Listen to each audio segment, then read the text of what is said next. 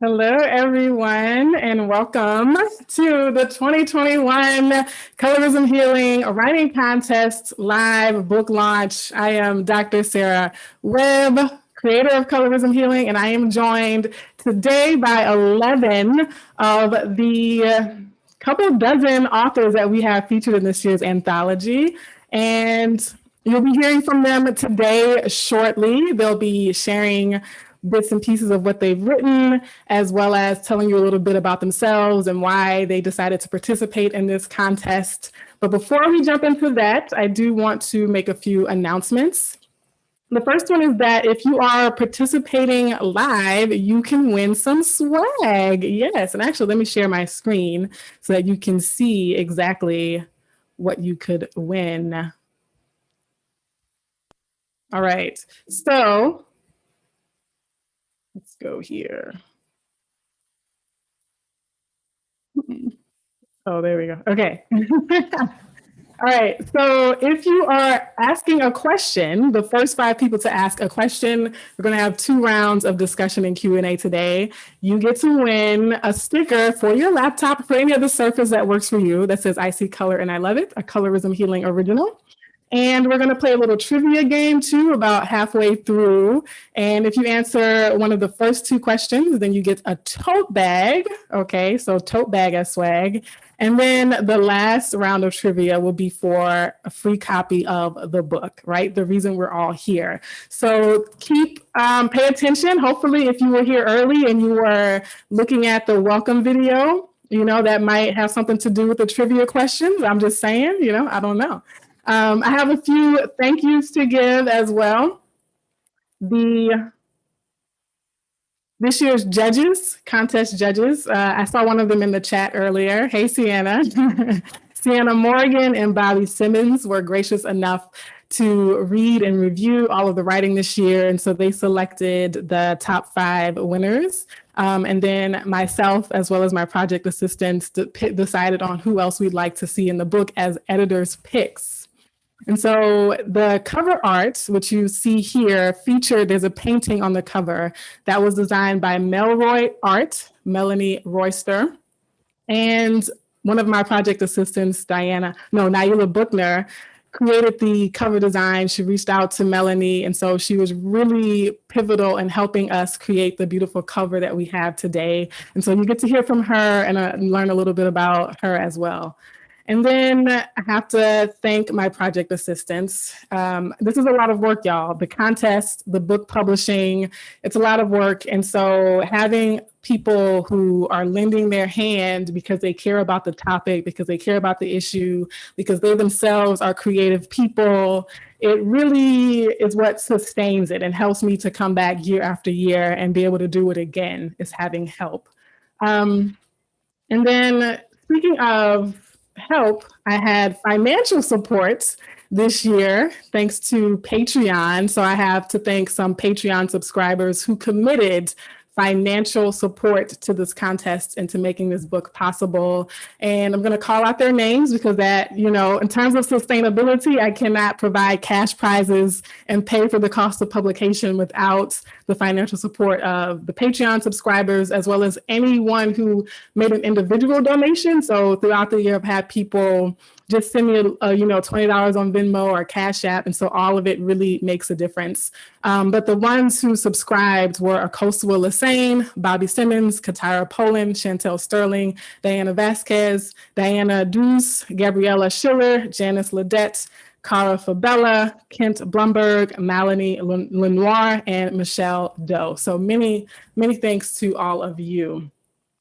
And then the last thing I'll say before I allow my project assistant to speak, and then before I turn it over to our featured authors for today, is that you can get the complete details of the book, including all the authors' names, all of their social media handles, all of their professional websites on colorismhealing.com/bookstore.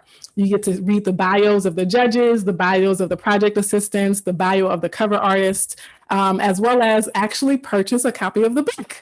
So it's available in ebook format, PDF format, and of course, paperback. So without any further ado, I'm going to hand it over to Naila to say a few words and tell you about herself. Hello, everybody. I first would just like to say that I'm absolutely honored to be in company with all of you today. I thought I was being corny for being emotional earlier before I got here, but it's taken such a long time to put together, and it takes a lot of courage in order to share your art in this way and have it published. And I'm really proud of everybody here. And from day one, ever since I had Dr. Webb as an English teacher, she was actually the first Black female English teacher I ever had. And even before I got here, it was so significant to me that I had someone like her as an English teacher, because language is so important to discussing the issues that Black people and people of other races face, especially when it comes to colorism. So I'm honored to be here today, and I'm so excited to listen to all of you guys. And yeah, thank you for having me. Thank you, Naila. It has been a pleasure, a joy working with you. I love your vision and the way you see the world. I would have never come up with a book design the way you did. And you've been supportive, right? It's good to know that if I need extra help changing the file size in Photoshop, right, that I could send you an email. Also, I'm sad that, we don't have you as an English major anymore, but I think visual arts is going to be a good home for you. And I look forward to seeing all the beautiful work and things that you do in the future. And I'm sure you'll be a huge success. So we're going to have 2 rounds of readers. And so in this first round of readers, we have 5 individuals. So some people have to leave early, and so I want them to have a chance to speak. And so our first reader is Mariah. Mariah, come on and tell people your name, where you're from, and then read us a little bit of your piece and maybe say why you wrote it. Hi, can you guys hear me? Okay. Hi, I'm Riot Born, and I'm based out of New York. And this was really important to me because as a young girl, colorism was a humongous part of. I'm sorry, guys, I'm emotional. This is just really big. So I wrote 2 pieces, and one is called The Midnight Girl, which was the nickname that I was given as a little girl by my tormentors, and the other one is called Black is Brazen, which is more of a celebration of my Blackness after I overcame everything that had to do with the colorism. And The Midnight Girl was something that I never planned to publish at all. I never planned to share with anyone because it was so emotional to me. And it was such a dark time in my life that I didn't want anyone to even know about it. But it makes me feel good that I got it out, and I got it out to the world so that other people can read The Midnight Girl and see that they can overcome colorism and that they're beautiful just the way they are. Like there's nothing wrong with them. So a little piece of The Midnight Girl is I have no recollection of a meteorite meandering its way through my core, and not a single constellation has ever adorned my body before. The mystical belt of Orion isn't the belt that rests on my waist. Yet the children tormented me. Yes, they all made hate. To torment me, destroy my soul, so precious like a pearl. I wasn't what my first name was. I was the Midnight Girl. And in the poem, it starts with me talking about how I'm the Midnight Girl. And then it goes into me disassociating with myself, which is something that happens in colorism. When the tormenting starts, you start to lose yourself. And it's like you don't even know who you are anymore and you don't want to be yourself. So I put that part in there. And the poem ends with me coming to terms with, yes, I am the Midnight Girl. And I'm perfectly fine with being the Midnight Girl. And I'm happy with that. And I'm beautiful just the way that I am. And it's important to talk about colorism because as big of an issue that colorism is, it's not something that most people are comfortable talking about. So this is something they just want to sweep under the rug or pretend like it's not happening. Or when you share your experiences, they treat you like you're crazy, which is insulting. And the fact that I could come here and that all of us could come here and we could put out pieces that could help someone heal from colorism, it's going to make a big change in the world. And I'm very happy to see it. I'm very excited and I'm happy to be here with all of you guys.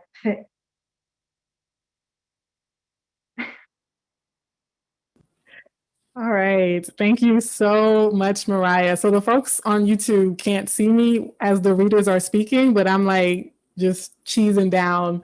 So the next person we'll hear from is Disha. Thank you so much, Dr. Webb, for taking us on board this journey and for giving us the space to express ourselves. And hello, everyone. I'm Vishal from India, and I'd like to begin by reading an extract from my book, Hues of Nature. Appreciating all the million hues of beauty takes little effort if one opens their eyes. You can find constellations in freckles and the sweetness of caramel kissing the skin.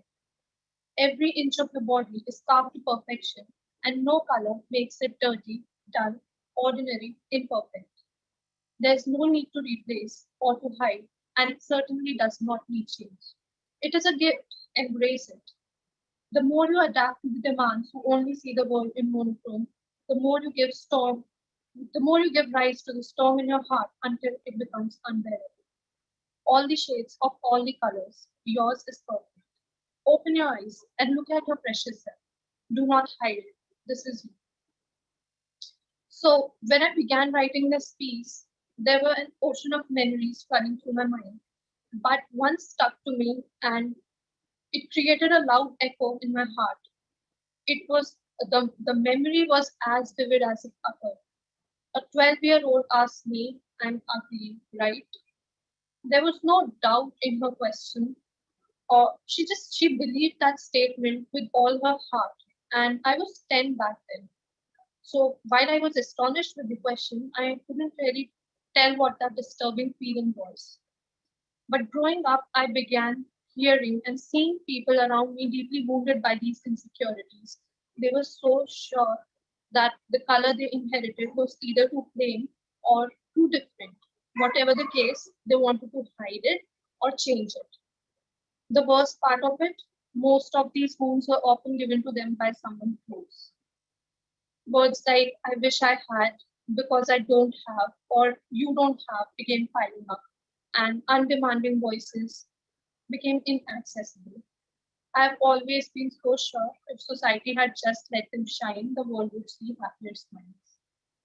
From a very young age, writing has been my happy place and my safe haven. And a dying practice these days is to write letters. So I wanted to use my happy place and write to everyone who's ever doubted their beauty a letter.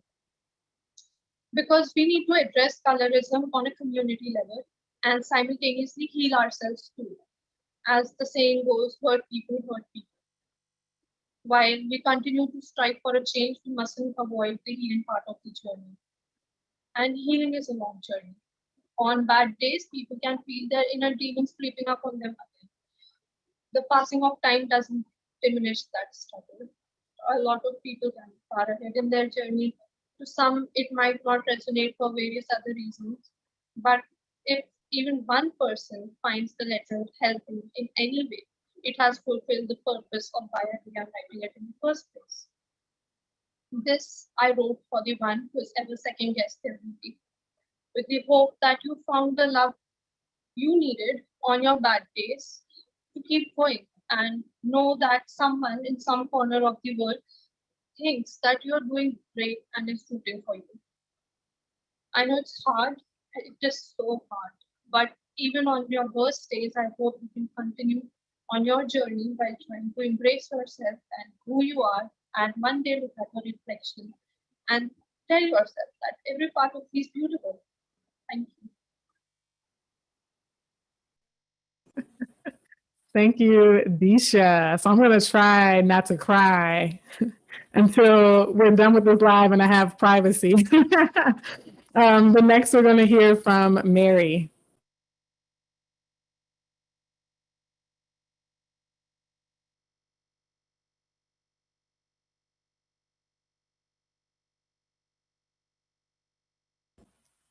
So Mary, you're muted.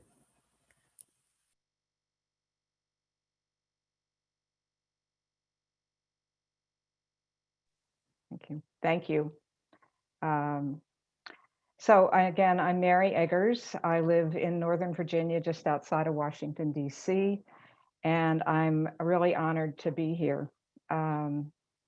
My poem, The Grand Illusion, running through me since before I was, remaining after I am, attaching itself to everything in and around me, stunned by all I missed.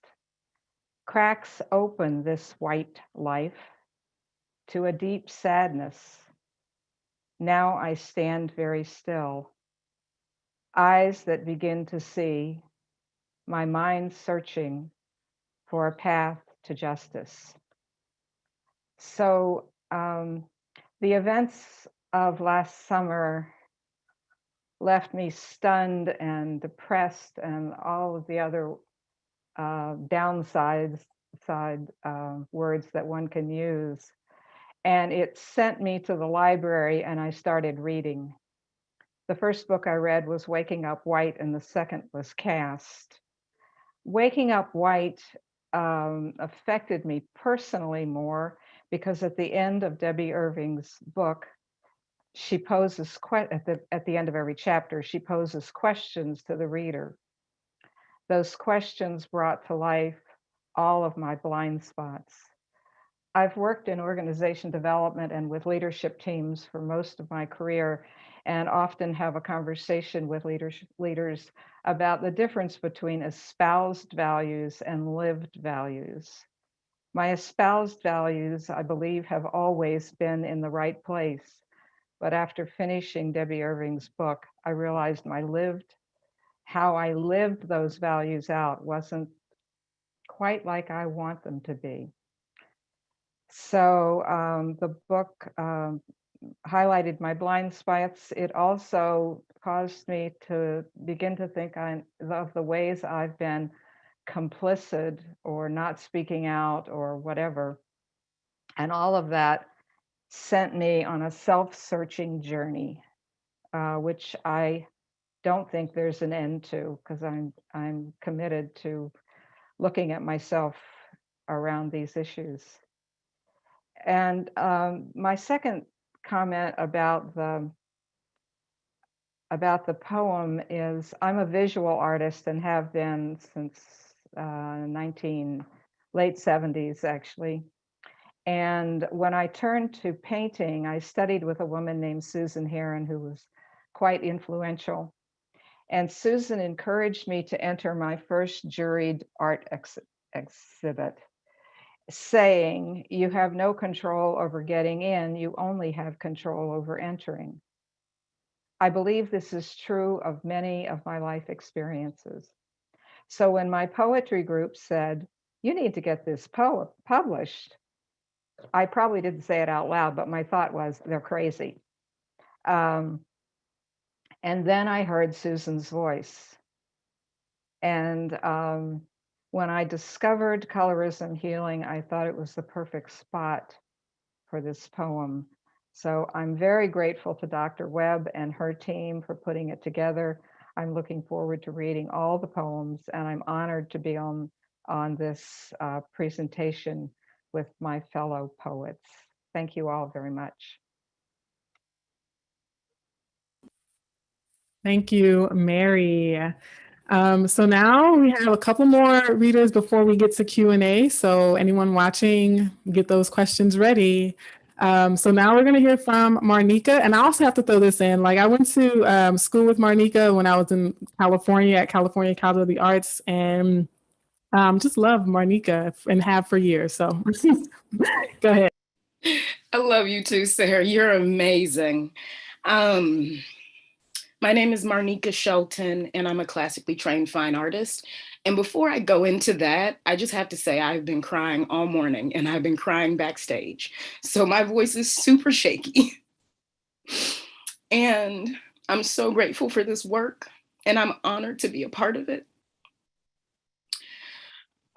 It is really, really doing the healing that it's supposed to do. So the work that I do exists at the intersections of race, gender, class, sexuality, and religion. And I do a lot of conversations and activist work in that arena. I have been a poet in the dark for many years. Like, I don't really tell people that I do this. And it is such a part of my healing experience. So I'm going to share my poem. It's The Pursuit of Whiteness. Stay out of the sun. Don't get your hair wet. The pursuit of whiteness is futile. Keeping up appearances, whiteness is fragile, easily broken, washed away by sweat and tears. My best friend is white. Not so nice, echoed back. She sees it too, though. The men as they flock to her, lost in her blonde locks and blue eyes, hoping she will accept them into her realm of purity, washing away the sins of their darkness. Sins they did not create, but cannot see past. Fetish. It's in their eyes. They don't love her. They may someday, but at first glance, they love the value of her whiteness. I go unnoticed. The Grace Jones to her Marilyn Monroe. I wrote this piece because I grew up in the South in a Black hair salon. My mom was a professional cosmetologist, and I spent a lot of time being told that I wasn't good enough because of my skin tone or my hair or so many other things. And I really got that in these places, it's the pursuit of whiteness that drives us, that shifts how we see ourselves, how we relate to ourselves and our own perspectives. And the standard of beauty is based on a European phenotype, so we don't have a choice in that matter. So thank you for letting me be a part of this. Thank you. I'm probably going to cry some more. And thank you, all the other authors, for your work and the beauty that you're bringing today.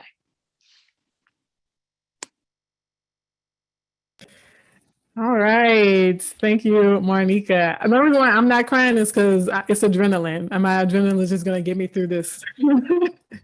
I love y'all so much. Oh, this next person is also someone I went to school with, Taylor Scott, and you'll see why Taylor is amazing yourself. So go ahead, Taylor. Yeah, good afternoon, everybody. Thank you for having me, Dr. Webb. So yeah, my name is Taylor Scott. I'm located in Baton Rouge, Louisiana right now. I know you've seen us on the news. Please pray for us. And I actually wrote this poem, Ways of Looking at a Black Woman, with a collaborator named Jasmine Smith, who couldn't be here, but she's also from Baton Rouge. And in 2018, Jazz and I co-wrote this piece because we were preparing for a poetry slam. And as we were brainstorming, we were trying to figure out what can we write about. And ironically, we both had poems after Wallace Stevens's 13 Ways of Looking at a Black Bird. So we put those two poems together, and that's what we have published in the book. So yeah, Ways of Looking at a Black Woman. Black women are a masterpiece stricken by the oil of human hands. The world doesn't know how to appreciate our worth without touching us. Dear God, teach the world how to see us, how the sun is a queer, curly-haired Black woman with wide hips and bright hopes. When I think beauty, I think about my grandmother holding her chest as if to suppress a choir, her breath, lullabies to the girls with praline-colored skin, and to the girls as dark as the cup of coffee that spilled all over your Sunday dress. When I look at my best friend, I think maybe heaven is just a workshop of beautiful brown hands. I think Atlas, and she is as stunning as my niece, sporting box braids and a greased scalp. Today I watched the sun in agony, tried not to think if home for a Black woman is a far off galaxy, watched the blue turn orange, then red, and I thought of flames, thoughts of fleeting warmth, tried not to think of love, or how hard it is to find someone who knows how to touch me. Tried not to hear Nina Simone croon For Women and think myself Peaches or Aunt Sarah, but I couldn't help it. Tried not to think of how the sun cracks its spine wide open and births a moon that will always be seen as more charming. When I think of Black women, I think of how we grow into our skin, of how our bodies are in danger of forgetting where we come from. When I think sisterhood, I think of a symphony of giggles, how we stretch our bodies into smiles. Anywhere we gather is a fire in which everyone laughs and dances to keep the flame. When we speak, it is like the rhythm of young girls jumping rope. Our silences beget new language. With every eye roll, neck snap, and smack of our lips, we subvert everything meant to kill us, no matter which way you see us. The universe is powered by a Black woman's imagination. No photo or poem or poetry can capture our essence. So yeah, that is the poem. And me personally, I wrote this poem because I don't think that there's enough beautiful imagery around Black women, at least not in the mainstream. And so like as a creator, as a poet, a writer, and an academic, I thought it was important to put this piece out there. And it had kind of been like, in the shadows for a while, because this was 2018. But I definitely wanted to get it out there because it's important. And I'm so grateful to be here and to be among such brilliant minds. So thank you. Yay! All right. So can we give a huge hand clap to all of the people who have read so far? The beauty, the brilliance, the sincerity, the passion that you all have brought. This sustains me. I'm telling y'all, this sustains me when I'm getting up every day and fighting off the trolls on social media. Like, yeah, this is why I show up again and again to do this. So on that note, I want to turn to my YouTube audience. I can see y'all on this other monitor here. So if you have questions, go ahead and post those questions in the chat. There's a bit of a delay, so let's see. Let me scroll up. Who do we have here? So what I'll do, since you all will need a second to get your questions in order, I'm going to go ahead and allow anyone who just read, who wants to say more, to speak now before you have to hop off, because some people are making time for us. And so I want to respect their time. And I'm going to switch to gallery view. So if you want to be seen on YouTube, make sure your video is on. All right. And then also, if you haven't read yet, but you'd like to make a comment or ask a question to anyone who has, you may do so at this time as well. So we have a question. Hey, everyone on YouTube as well. Like, I see y'all comments. Thank you so much. So our first question comes from Jandel Crutchfield, who is one of my favorite people in the world because she's my sister. Hey, Jay. But she asked, how has writing helped you all in healing? So we'll allow people who went in the first round to answer first, but also anyone can answer that question. How has writing helped you all in your healing? I know some of you already alluded to that question as well. Marnika? Yeah, great question. Writing has helped in my healing process by allowing me to say things that I wouldn't normally say and work through concepts. There's a lot that goes on in the world and it's not easy to process. So getting to process that through writing and really articulating whether someone sees it or not, getting it out of my soul helps. I could respond to that question too. I've kept a journal for probably since the mid 70s, and I can ditto what was just said about it helps me because I can put words and there's no audience. I've also done a lot of business writing, but poetry is new to me. And what I have loved about it is I get rid of, when I'm writing a poem, I get rid of all the fluff and it comes down to the bare bones, and most of my poetry is about a personal experience.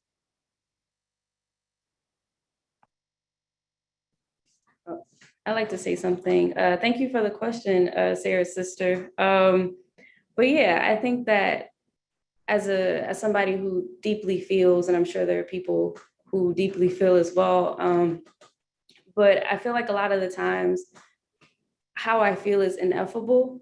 And so sometimes I don't have the words to describe. I don't have, I'm not visual. I can't make a painting. So sometimes like sitting with myself and developing that language around how I'm feeling in the now is like a form of me being my ultimate present self. And, when I can write a metaphor or a line that describes exactly, the mood or the tone or, the very specific emotion that I feel, that's really powerful as a writer. And I would say for me that it brings it to the forefront and makes it a reality, because so often it's easy to pretend that colorism doesn't exist. So writing it, allows me to see it on paper and acknowledge that it is something that, has impacted me. And also that this opportunity brings to the forefront that, we're not experiencing this alone, and that it's, global, and that it's very real. Sometimes there is an attempt to downplay it. Oh, you're imagining that, or you're overreacting, or things like that. So for me, it makes it a reality that I have to deal with instead of trying to ignore it. Go ahead. Okay. I'd like to add to that. Writing to me is not only cathartic, but it is also very learning oriented.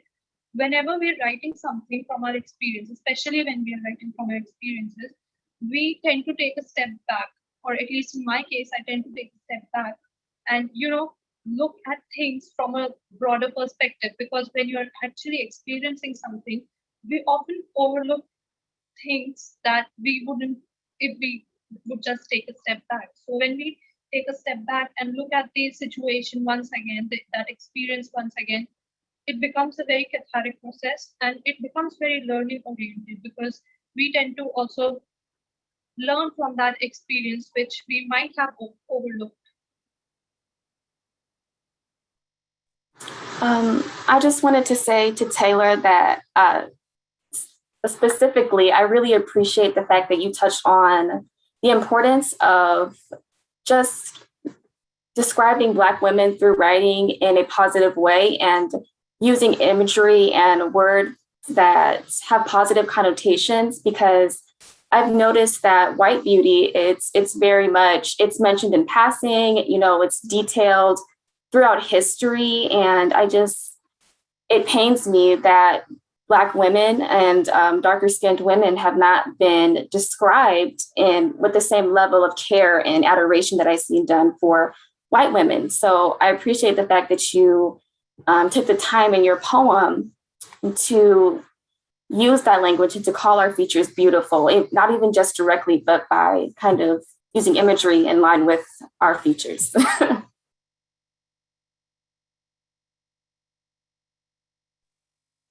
Hi, everyone. I'm Shayna. I will be sharing some of my work a little later on, but I really wanted to respond to the initial question and saying I'll be 24 years old next month, and I've been writing since second grade. So it's been a part of my life. It's been a craft that I've been honing since then.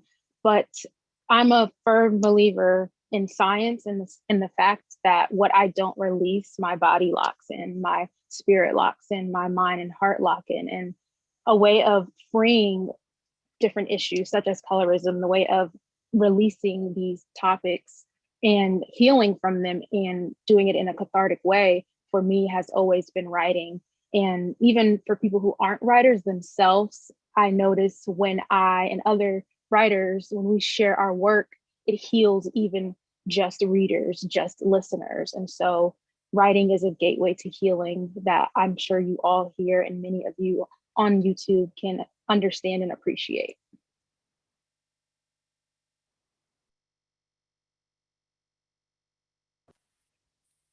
All right, I'm just basking in the brilliance, y'all. Yeah, okay. I know I'm weird. Thank y'all for bearing with me.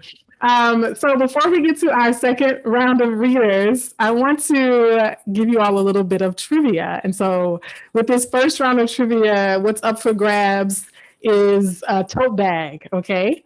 So give me a second to share my screen again. Y'all know how technology is. All right. Okay, so the first trivia question, and the first person to put this in the YouTube chat gets the free tote bag, including this year's anthology.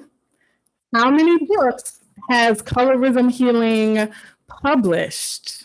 Okay, so I'm gonna wait for that question to process. I can see it on my screen.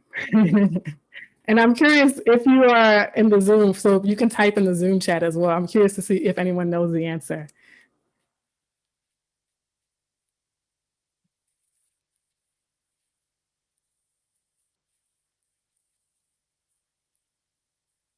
Ah, now you look at it.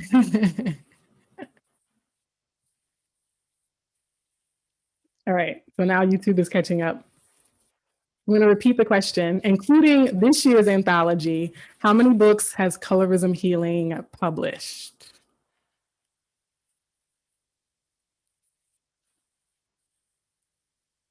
That's a great guess. Someday we'll get to 10.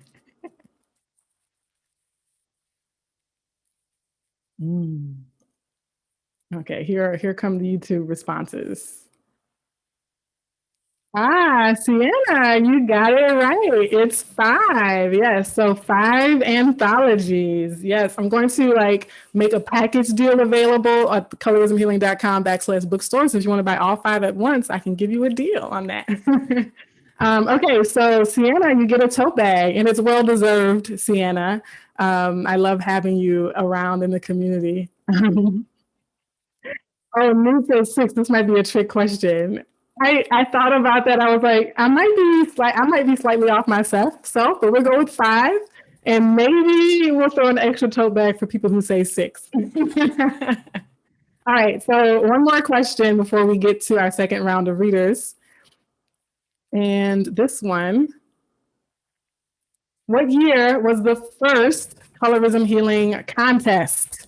What year was the first Colorism Healing contest? Taylor says I have to go, but thanks for having me, Dr. Webb. Thank you, Taylor, for joining us. So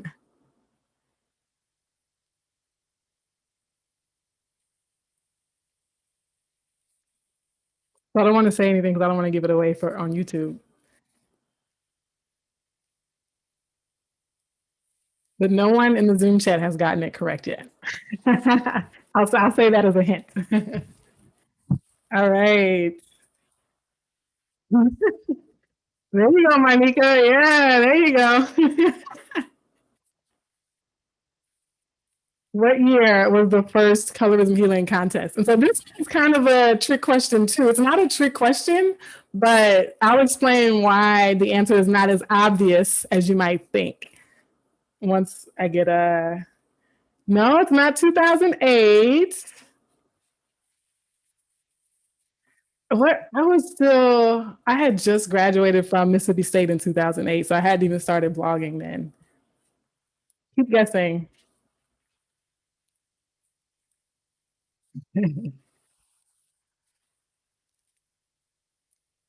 Oh, very close. Bella Sunshine Online.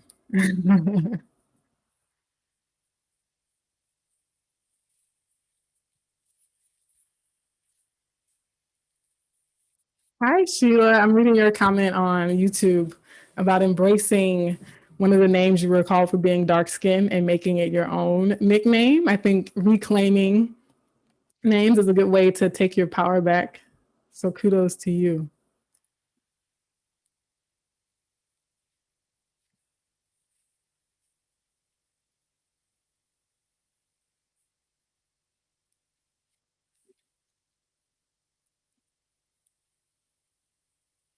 This must be a harder question than I thought. So no one has gotten it on YouTube yet. I'm gonna go ahead and allow our next speaker to go. But I will say that there were 2 years that I did not host a contest. And the very first year I did not publish a book. And so the number of books is not equal to the number of contests. And the number of years is also not equal to the number of contests. So that's why you can't really use your math brain to calculate it or figure it out. It's really just a piece of like old school colorism healing trivia. Okay, so I might just go with the person who got the closest. Yes, Teresa Ledet, there you go. It's 2014, folks. So I might throw in an extra tote bag for the person on YouTube who came the closest. Well, I have one person who was 1 year off and two people who were 1 year off. One said 2013 and one said 2015. So I'm going to be giving away extra tote bags just because I'm feeling generous. All right, so let's get back to our readers. And in this round, let me go back to my list. Yes, so first to speak in this first round of readers is going to be Alejandro.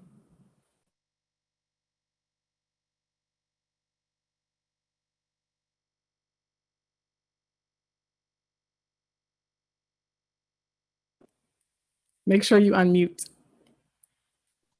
Unmute, yes. Hello, my name is Alejandro Jalif. I'm here in New York City.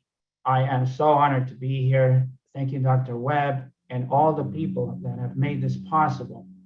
And to my teammates, I say, I'm honored, and I think we're kicking butt here. But now, why did I write these poems? Because I felt very helpless watching things on TV, on the streets of throughout our country, the neighborhoods that we ought to love. And now we all know that exclusion and marginalization have been carried out in the name of justice throughout history and throughout in many regions of the world. But it's another thing to see it right here at home and in the way it was happening, the police brutality. And in any case, this was a way to express myself. And the poem that I will read now is one way of decrying this kind of injustice. The title of the poem is The Skin Color Dimension. It tends to be observable, skin color, the dimension that most significantly alters time on that planet. The one with the skin dimension. They're working on an experiment, or should I say controlled environment. Nothing quantitative about lack of remorse or the scheming that comes with overcast rooms when heavy conclusions are about to fall. It's all about the time lag between merit and promotion at the crossroads of pretext and prejudice, finite for light-skinned, infinite for other. Just set up the test lab by the grapevine, where the frequency is crisp and unbroken. Let the time lag wound the decency of other.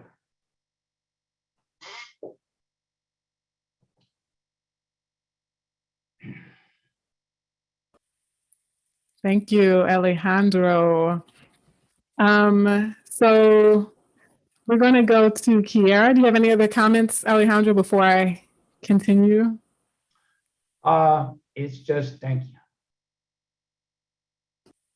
All right, thank you so much. I think the line I really liked in that poem was the one about conclusions about to fall, right? And the weight of that, as if like rain clouds. All right, so we have four more individuals, actually five, because one just joined the Zoom room. I can't wait to let them in. But the next person you're going to hear from is Kiara. Hello, good afternoon and good morning, everyone. Can you guys hear me okay? Awesome. All right. So my name is Kiara Turnbull. I'm from the Bronx, New York, by way of the Caribbean. And my poem is entitled Asphalt Aspiration. Ma done said my knees too dark. She's the mother of my mother, daughter of a clear-colored woman with green eyes, slightest curl to her hair, the last of her pale breed, first to bear brown-skinned offspring. Ma done said my knees too dark. Been running round on the pavement with kinky-haired boys and girls with bowed legs, kneeling on cement to do childish things and roughing up my skin. Ma done said my knees too dark. And she's going to scrub them with bleach and a damp cloth because Black knees are unsightly, like the boys and girls with kinky hair and bow legs that blend in with the asphalt. I can't go scraping up my knees like those street kids. Ma done said my knees too dark. And I see pain in her eyes when she scrubs them extra hard, terrorized by the thought that the darkness may spread and I be a whole dark child, owned by the street, sneered at by clear-colored people. Ma done said my knees too dark, and she shows me proper knees, her very own knees, scrubbed clean by her mother, who married a man for some color, but not too much color, because though she hated her own, she was still afraid of the dark. Ma done said my knees too dark. They're the color of hard times. They make me like the street kids, whose mothers don't press their hair. See, my hair doesn't kink like theirs, but they don't seem to mind, and they don't notice my knees. They only grab my hand and say, come and play. So this poem means a lot to me because I was raised partly by my grandmothers, who are both fair-skinned, as were their mothers, for reasons that they never speak about, nor even acknowledge. And the words came to me from their perspective and their voice. I barely even feel like I wrote it, because the people who I actually identify with in the poem and share experience with are actually the so-called street kids. So something in me felt the need to talk about the pervasiveness of colorism and how, though not everyone can experience colorism, we all experience its effects. In the case of my poem, it's not the speaker who's experiencing the colorism, it's the supposed street kids, unbeknownst to them. The speaker is seeing the effects of colorism, which haunt her grandmother because she's presumably seen the cruelty that has befallen dark-skinned people. And oftentimes we fear things that may bring us or our loved ones harm. And unfortunately, sometimes we take that fear and we repackage it into abuse of sorts. For example, skin bleaching or verbal lashings like we see in my piece. So this poem is in part an example of that, but it is also an example that these constructs are learned and programmed into us as young children. So that's it. Thank you. Thank you, Kiara. All right. So next up, we are going to hear from Oliette. Oliette, I'm excited to hear from you. So I'm Oliette Murray Drobo. I'm in Memphis, Tennessee. I'm going to read a portion of my essay called A Tattered Brown Paper Bag. And some of the phrasing, you're going to hear it, just some of my Southern roots come out in the essay. Neatly tucked away in my grandma's worn kitchen cabinet, it is tattered brown paper bag, a relic of the potent presence of politics of color in our family affairs, a hand-me-down from my great-grandmother, a 1940s black and white photo, a keepsake proudly displayed on my mother's living room coffee table, tells a story. Olivia, the oldest daughter, and the youngest daughter, Marion, flanked their dad, a man the color of sand with features of his Irish father. The perfect description of Sienna, my grandma, is tucked away next to her granddad in the photo. Shades of sand and cream endure while light umber, dark brown, and dark umber emerge years later. Sovereign in a quest to survive, Melanin would pop up erratically. My oldest male cousin was the only dark one among his siblings. A cacophony of colors, features, and hair texture burst from the many family photos. Yellow sunshine burst from my grandma's Catherine's pores. Unsubstantiated tales of Cherokee trickled down to younger generations. The tales of Indian blood were not unique to our family. In his book, Brainwash, Challenging the Myth of Black Inferiority, the author shared, many of us boast of having a little Indian, Irish, Italian. Any additional blood in our lineage boosts our value. We find ourselves using a sliding racial scale somewhere between Black and white, with lighter or whiter always defined as better. Grandma Catherine, like Grandma Patricia, married men with Black skin that harbored colors of a kaleidoscope. My father, the only dark one out of 5 siblings, endowed his narrow nose, thin lips, and high cheekbones to my sister. My mom dreamt of a miracle that I would resemble my oldest cousin, Taylor. Taylor's face would easily fit on the Instagram pages paying homage to mixed kids. My great-grandmother, Olivia, had warned of Black-ass babies when my mom found out she was pregnant with me. My aunts would spend hours discussing the mathematical possibilities of good hair, light skin, and a narrow nose. You sure are a pretty chocolate thing, I will often hear adults say to my sister. I saw my mother's broader nose and fuller lips in my reflection. On occasion, I would hear those same cryptic messages. My beauty was jagged. It pushed against the classic definition of beauty. One of my mom's favorite jokes reserved for moments hanging with family. I should have sued for real. It sucked up all of the moisture from Ned's hair. Ned is my nickname. Propaganda and lies about the ugliness of Blackness passed from generation to generations. Those messages held sacred. Messages only allowed for Black folks' ears. White people were not allowed to sniff our soiled laundry. Attempts to erase our Blackness encountered a difficult journey. Allegations of bad hair, unwanted coils, and kinks were part of our oral history. Our hair ranged from kinky, in which even the best of perms failed to restrain, to baby hairs that laid and stayed all day. Heroic qualities like wash and go, the absence of a nappy kitchen, curls managed with a little bit of grease and brush were coveted. If my hair had laid without fuss and my nose the size of a button, my family would have found joy in those redeeming features. My failure to hold on to prized Irish features and curly hair was on full display. The campaign to remove any traces of Blackness run deep.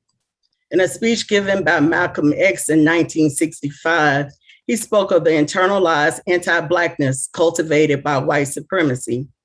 In the speech entitled, Not Just an American Problem, but a World Problem, when you teach a man to hate his lips, the lips that God gave him, the shape of the nose that God gave him, the texture of the hair that God gave him, the color of the skin that God gave him, you've committed the worst crime that a race of people can commit. And this is the crime that you've committed. Shayla and Taylor are 2 of the most beautiful girls I know, as my mom's voice floated into my bedroom. Her words bruised my heart. I did not look like my cousins. Girls that looked like me were fat, loud, sassy, ghetto, rarely associated with beauty. My Blackness was too Black to be beautiful. One of the darkest pupils in my 5th grade class, "You So Black" became an anthem that rang out from my classmates. My dark umber skin and tightly coiled hair placed me at the bottom of the caste system. Biracial light-skinned girls with straighter hair reminded me of the Feed the Children commercials. Light-skinned girls with rope ponytails were not far behind. Brown with thick hair was all right by most. And in dust tracks on a road, Zora Neale Hurston described the color hierarchy within the Black community.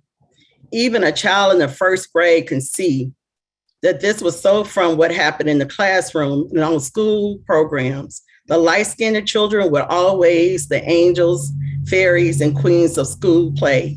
The lighter the girl, the more money and prestige she would apt to marry. My classmates were proclaimed loudly of their Cherokee grandmother. Black and I'm proud were reduced to a bumper sticker and a February history moment. I grew up feasting on A Different World, The Cosby Show, The Prince of Bel-Air, Sister, Sister, and Martin, starving to see the adoration of Black girls that looked like me. So I wrote this I felt like it would resonate with others. I attempted to explore the complexity of colorism, like even the term colorism doesn't really capture the totality of when we talk about it, because now we've introduced terms like texturism and featureism. And then I was attempting to explore how it connects to other issues such as gender. I feel like it's had a profound impact on my life in terms of navigating the world as a dark-skinned Black woman.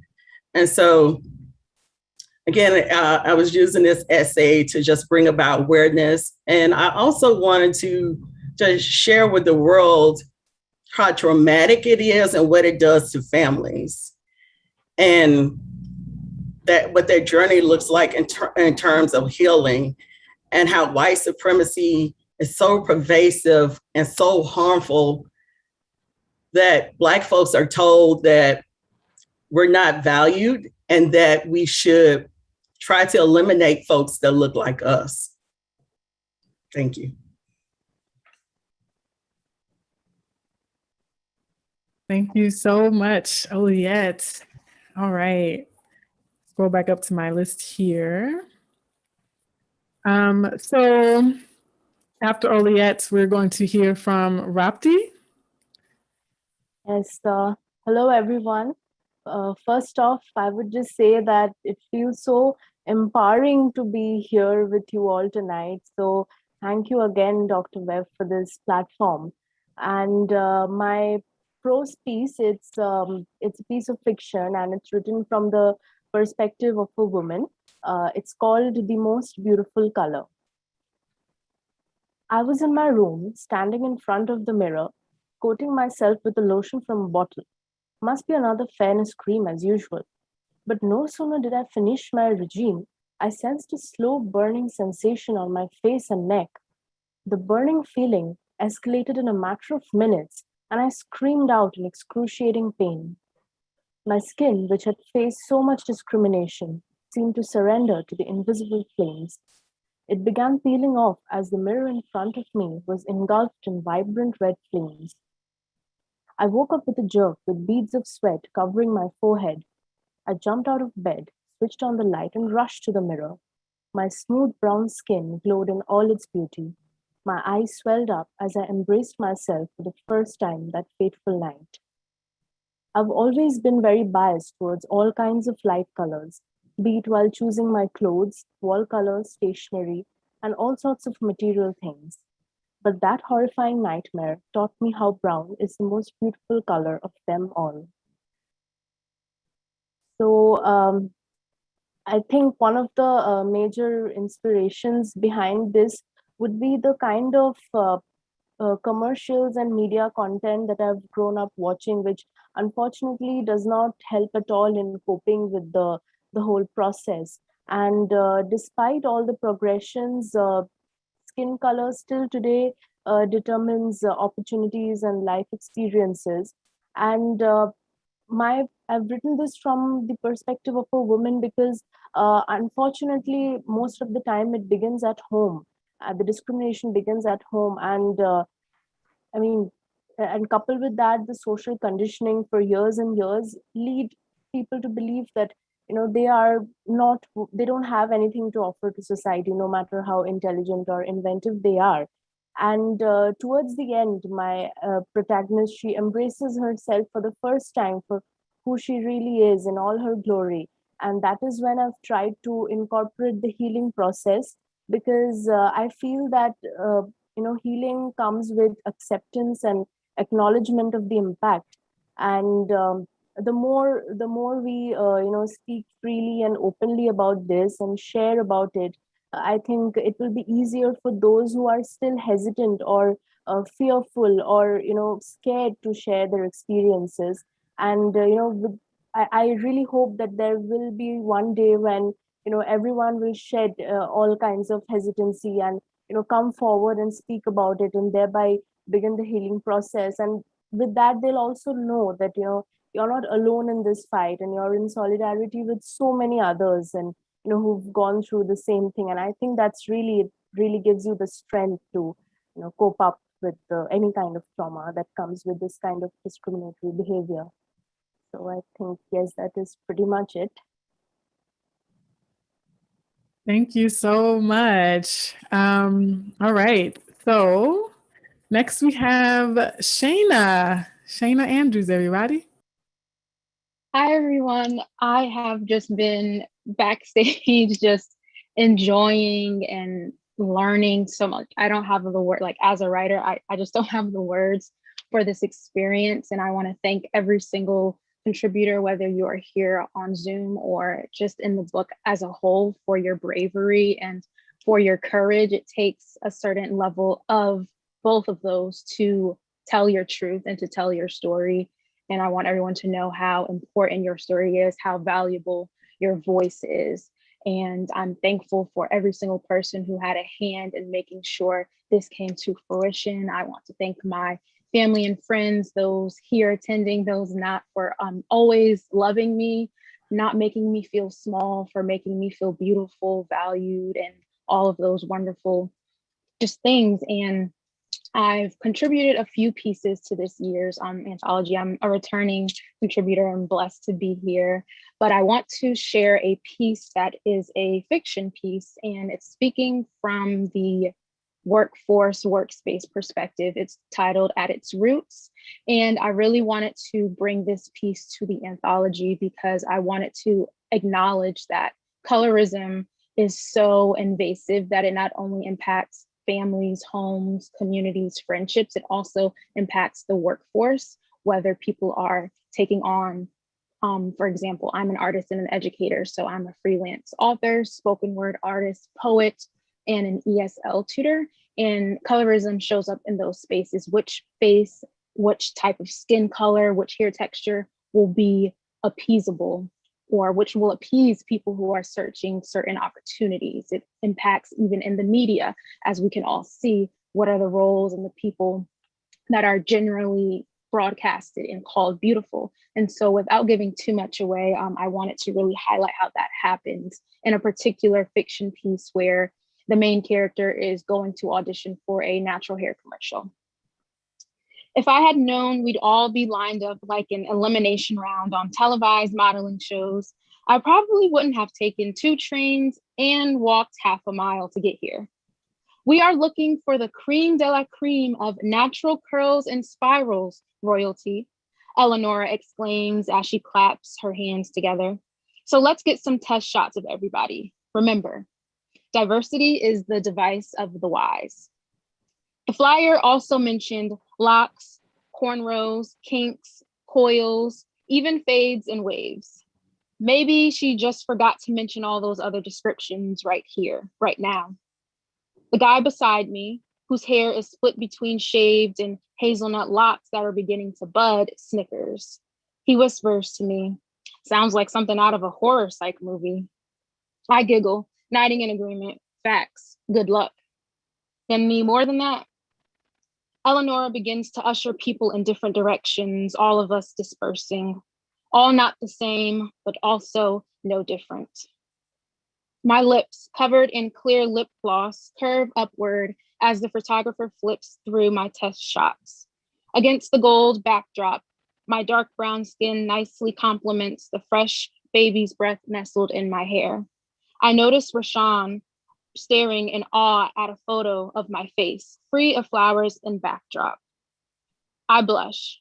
We both eventually look at Eleonora, who's been silent the entire time. What you thinking, Nor? He asked. Beautiful.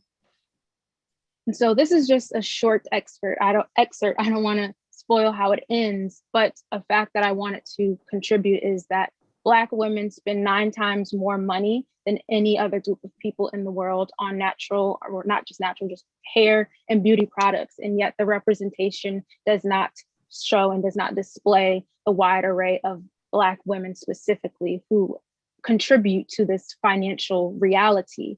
And I wanted to express this in a setting that was welcoming and inviting, but also notice that we see this, we all hear, and even people who will tune in later and people who will read this, it's a reality that is true. And so we don't learn and we don't heal from hiding or from pretending. Blackness is multifaceted. Blackness is beautiful in every single way, and not just in the cliche phrases that mean, oh, I can accept Blackness, but only if it looks like this, or only if it sounds like this, only in these certain spaces. If we're going to share Black stories, we have to share all of those stories and make people feel as though they are worthy of being seen, they are worthy of being heard, because we all absolutely are. Thank you.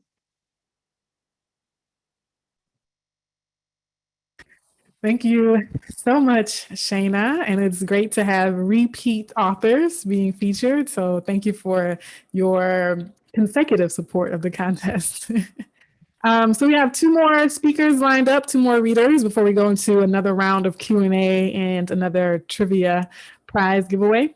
So the next author I'd like to speak is Katira. Katira, are you able to speak? Yes. Hello, everyone. My name is Katira Poland. So glad to be a part of the project. I contributed a poem called Black Black.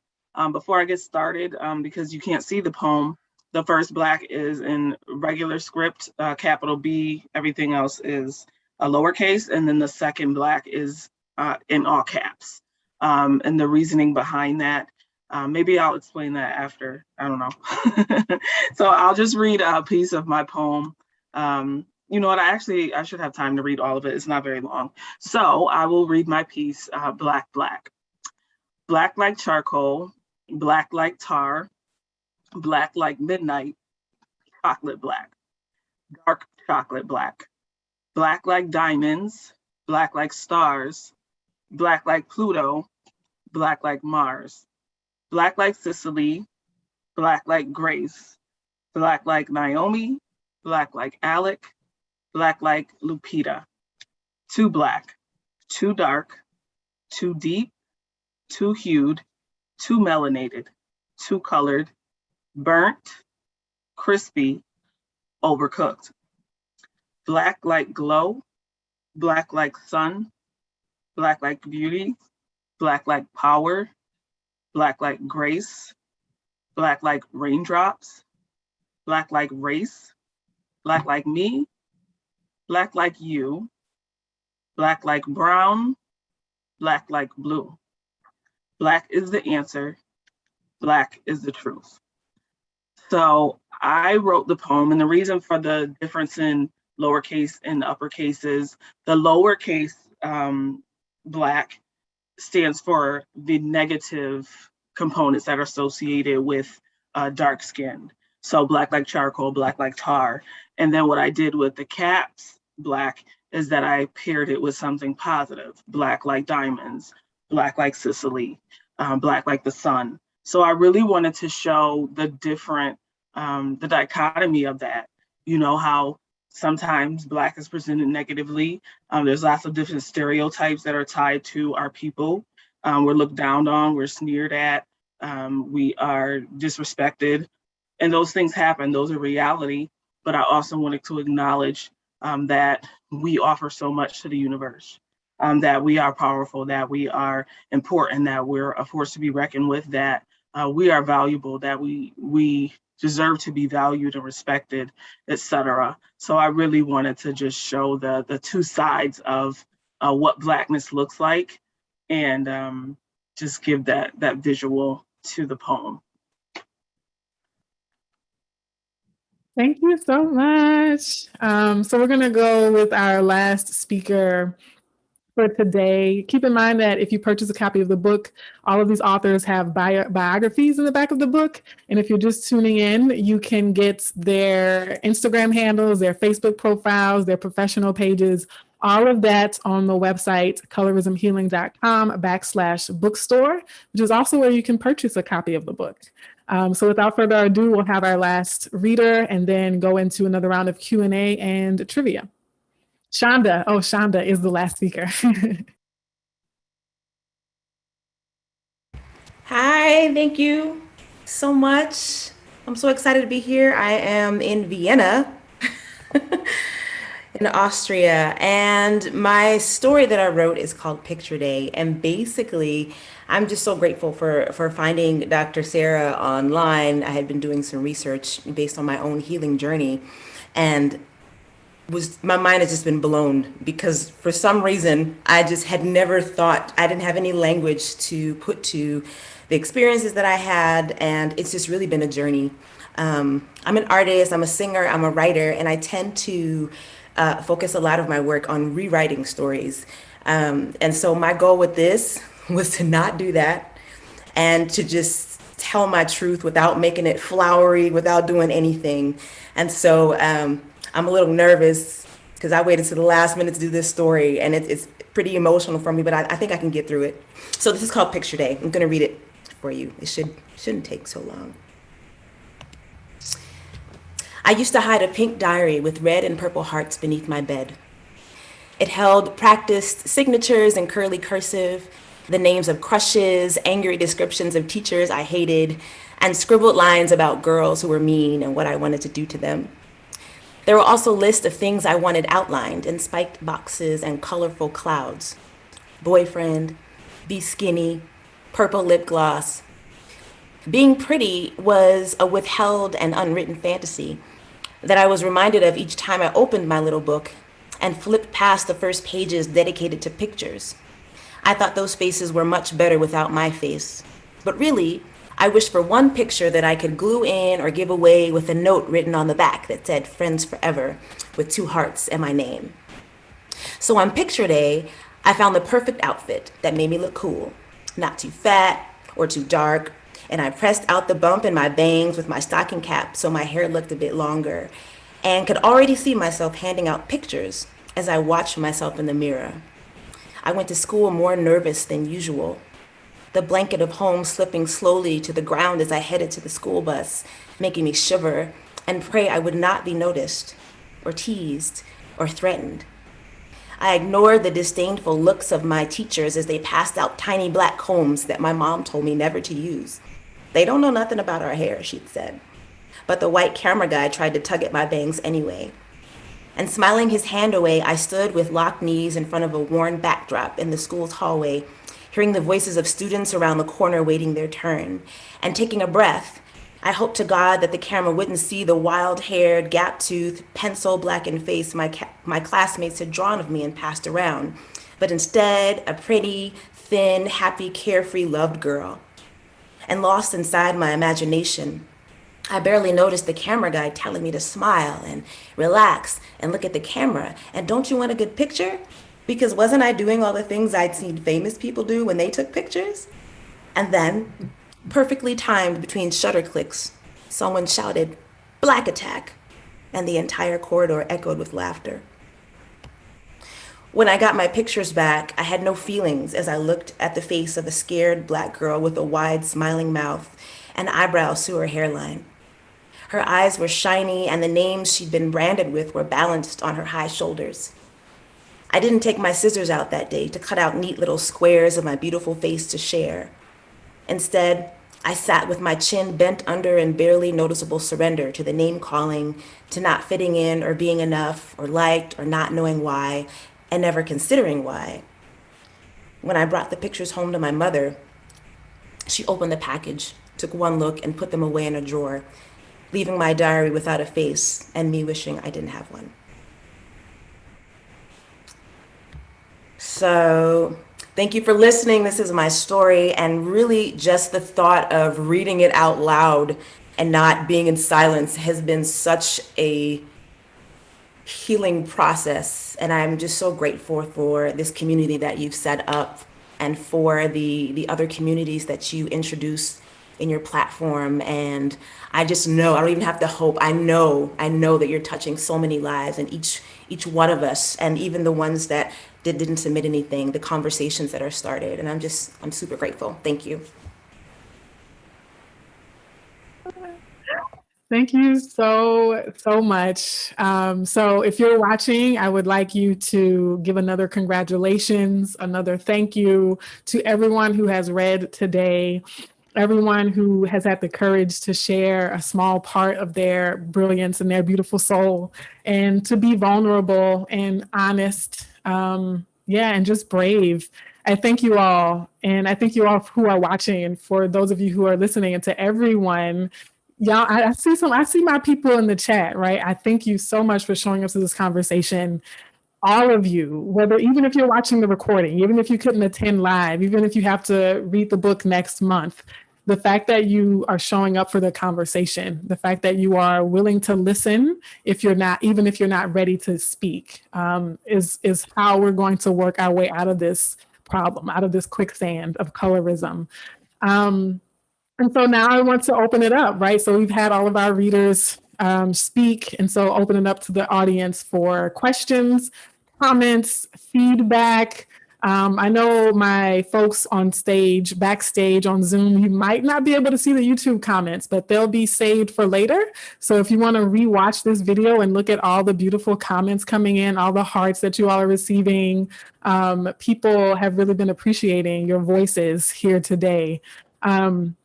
And so go ahead and post your questions in the chat, YouTube audience, and then anyone on the Zoom, right? So all of us here as well can also pose questions at this point. Now we're having the open dialogue.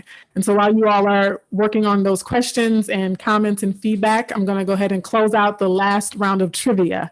And so this round of trivia is for a free copy of the book. And I'll go ahead and share my screen again. So the first trivia question is to name one of this year's contest judges. Now, if you've been paying attention, this should be an easy one, okay? An easy one. Name one of this year's contest judges. So there are two. So there are two people could win this prize because we had two judges this year. So the first person in the chat, other than the judges themselves, because hint, hint, they're also in the chat, gets to have a free copy of the book. Yay. Oh. Yes, Teresa Stovall, you got the first one, Bobby Simmons. All right, so there's another judge. Let's see if someone has their name. Sienna, yes, and this is Tanmoy Roy. Okay. Also, let me say this, hopefully everyone who won a prize is still watching. Please email me your mailing address at sarah@colorismhealing.com. Or if you want to leave your email address in the live chat. I don't know if you want to do that because it's going to be public. The live chat will be public. So it'd probably be best for you to email me at sarah@colorismhealing.com with your mailing address so you can get your book, your tote bag, etc.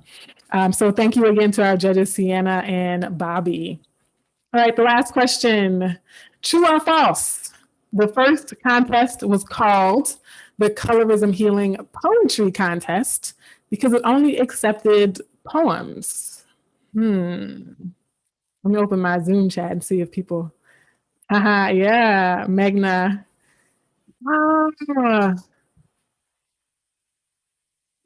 Yes.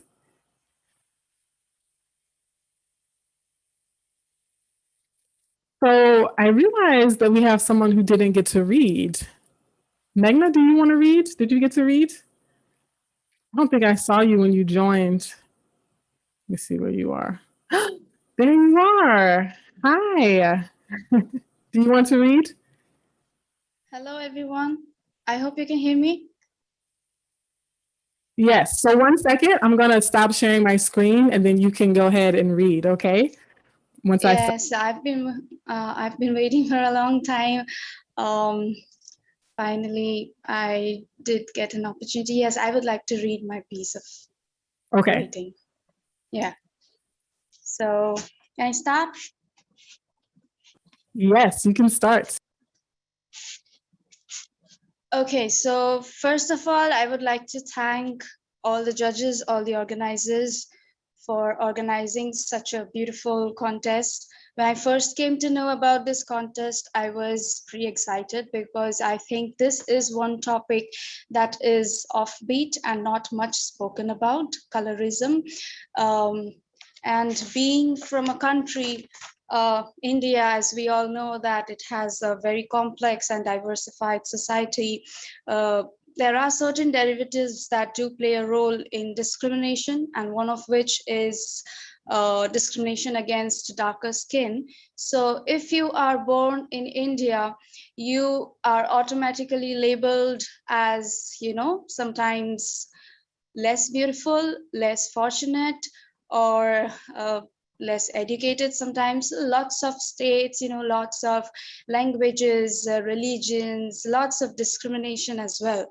So this is just one of the variables, along with other variables like discrimination against caste, religion, sex, everything included. So when I first came to know about this contest, I wanted to be a part of it. I so wanted to be a part of it because I wanted to write, I wanted to raise my voice to speak on such issues which are less spoken about, and which most people show apparent ignorance about, deep-rooted practices such as this. So without wasting further time, I would like to start with my poem titled The Prism of Prejudice. White, brown, beige, or black, how does it matter? The rainbow, even though purely white, uniting colors, shining bright, spectrum of 7 it can scatter. Don't wear white, don't wear silver, don't go in the sun. Too dark or too pale, life is not a fairy tale. So let the haters commit sins, in their own flames they will burn. Dark men are hostile, while light women are refined. The end of the world has begun. Because what's in a name is too mainstream, but what's in a color says none.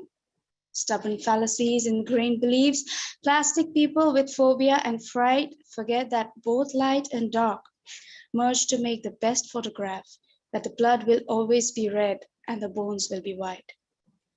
So don't let anyone dull your luster, treat people right to have your back.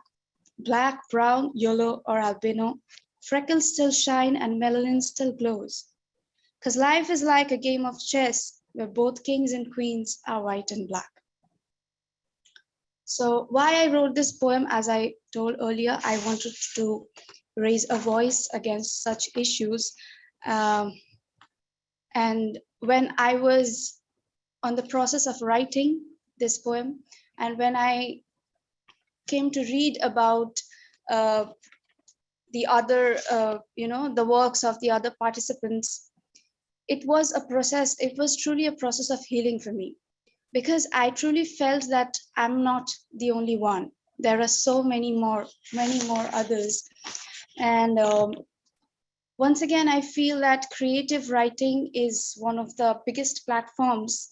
It's a very powerful tool which gives us the ability to inspire, to motivate, to change lives, change minds, change history even sometimes.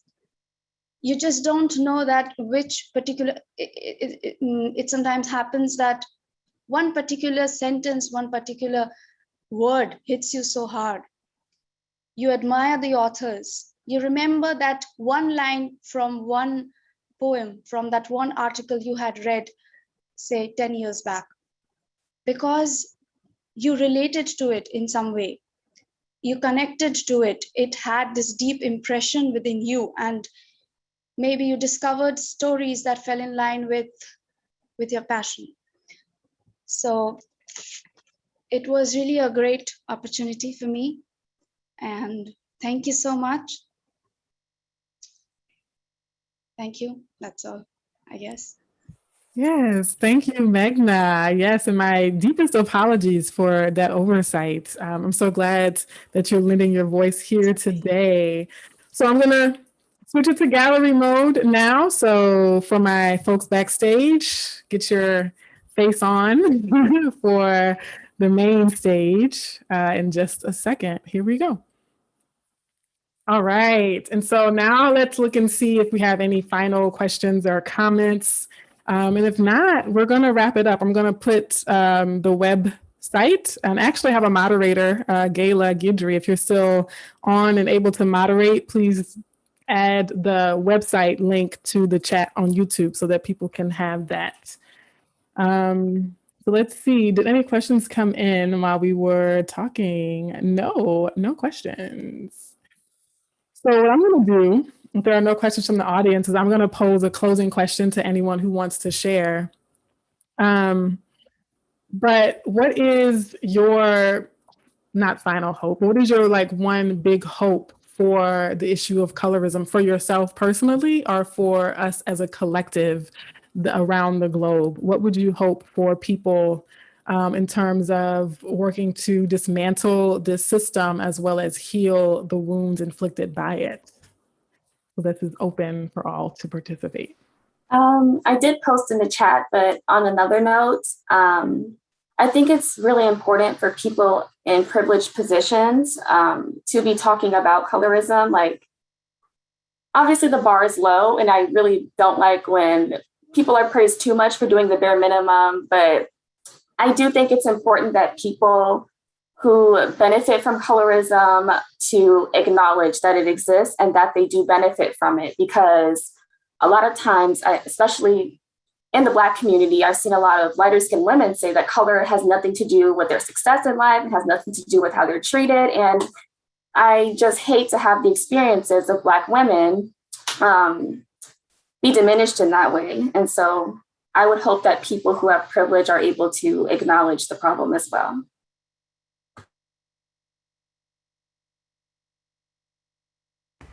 It's my hope that people that are really deeply affected by it, that we continue to speak up and to not be silenced and to share information with each other and with the world.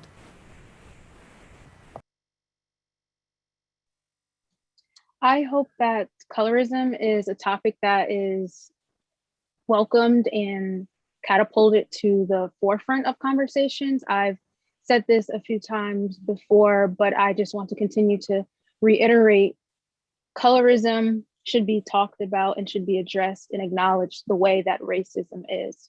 And it affects not only the Black community, but so many communities of color in ways that cannot be fixed, people cannot heal from them until there is a larger, more collective conversation, until there's changes implemented in the education system and media and work settings in so many different ways. And if you all follow and are interacting with Colorism Healing, you will see all of the many different intersections and the ways that colorism impacts every way of our life. And so why is it seen as something that, oh, we can address this later, or we can talk about this at another time once we've addressed this issue? But you can't address an entire wound if you only want to address a certain part that you think is the most important or you think is bleeding most, because people are hurting now. And I really hope that colorism will not affect as many people as it has previously, and that having these conversations won't be as traumatic and difficult moving forward in the future.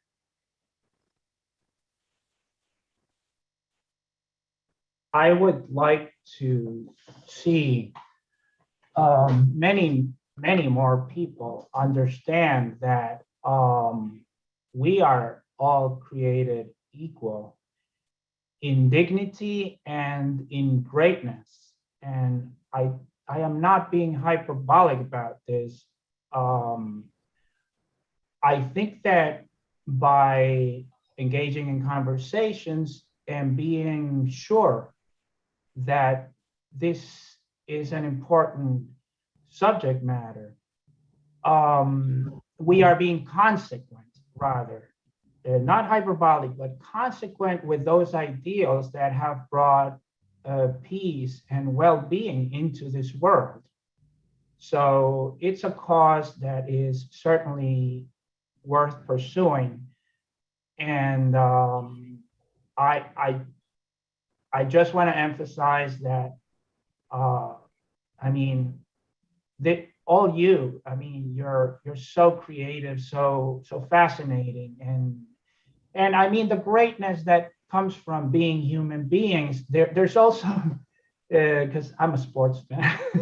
There's also the greatness, the use of the word great to refer to particular skills, right? Or to an aggregation of skills. And I mean, and we can get into arguments about whether, Kobe Bryant is greater than LeBron James, but that's a whole different use of the word greatness. It's more of a quantitative thing, but we are all great because we are human beings and we're so valuable, and we have that potential, where a baby is born and that baby can become whatever that person wants. And most importantly, I hope we can all aspire to live nice lives, and that will come from that fundamental appreciation that we are created equal in dignity and greatness as well. So I would love to see that, being more of the basis of policies and any kind of also in the private sector everywhere, and you are all great ambassadors of such principles.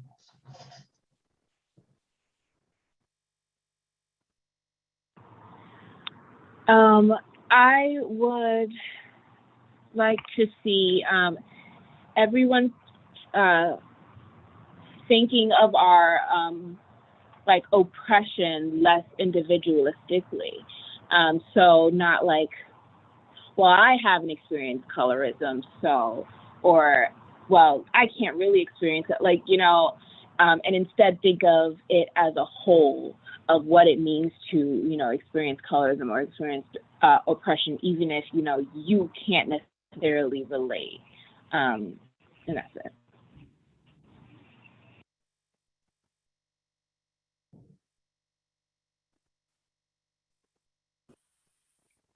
All right. I would just like to add one thing, that is, I really hope that this is dealt very sensitively, especially by the mass media communication channels, because this is such a time when we are so influenced by it. And I mean, what the communication channel, they do is that instead of helping people to cope with it, to overcome it, they do more harm and sort of sometimes even indirectly promoting it. So I think there should be a change at that level, so that it's dealt sensitively, and at least just try to neutralize it, and just to help people to cope with it instead of doing more harm or causing more damage. So I think that is my hope one day.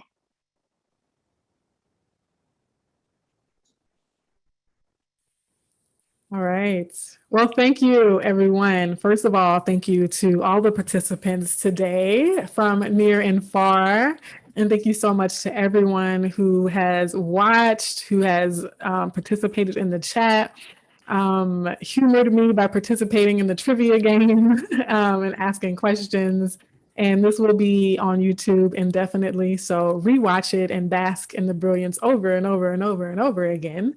And again, you can get all the details you need on how to purchase a copy of the book with the writers you've seen here, as well as many others. And then all of the full details on how to contact them if they chose to make themselves available for contact, and see more from them in the future. And I'm going to close out. I'm going to play the little welcome video that I did before, so that'll be how we roll out. And we'll gradually just kind of fall away and say goodbye for now. Not goodbye indefinitely, but goodbye for now. Y'all know where to find me. I'm going to see some of y'all on Tuesday, right? At 2:00 Central Time. Yeah, I know. All right, so this is so awesome. And we'll be, available, and any form, email, social media. Don't let this be the last time you have this conversation. Don't let this be the last time you talk about colorism or listen to someone else talk about colorism. Yeah, so much love. Just like I do on Tuesdays, it's always hard for me to wrap up because I just want to stay and hang out. But I'm gonna cut myself off and let y'all go home. Bye. Mwah.